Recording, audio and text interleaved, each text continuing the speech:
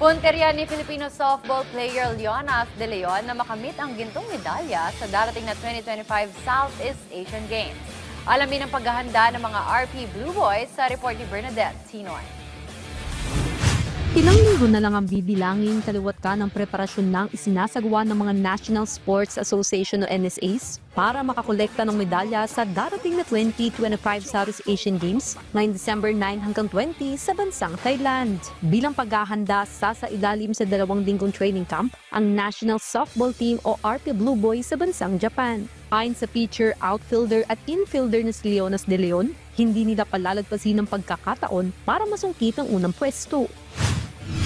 Nagpo-focus po kami sa mga tinuturo ng coaches and sa aming individual skills para po matupad yung isa naming team goal, which is na mag-gold sa SEA Games.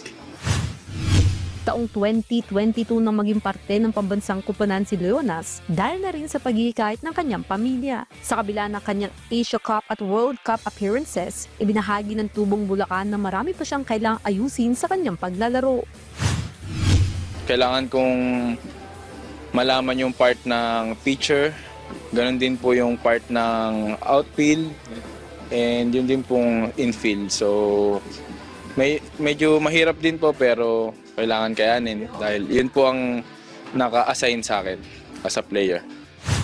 Kasalukuyang nasa 19th spot ang Pilipinas sa WBSC Softball Men's World Rankings, kung saan naunguna naman sa ranggo ang powerhouse team ng Japan, Venezuela at Argentina.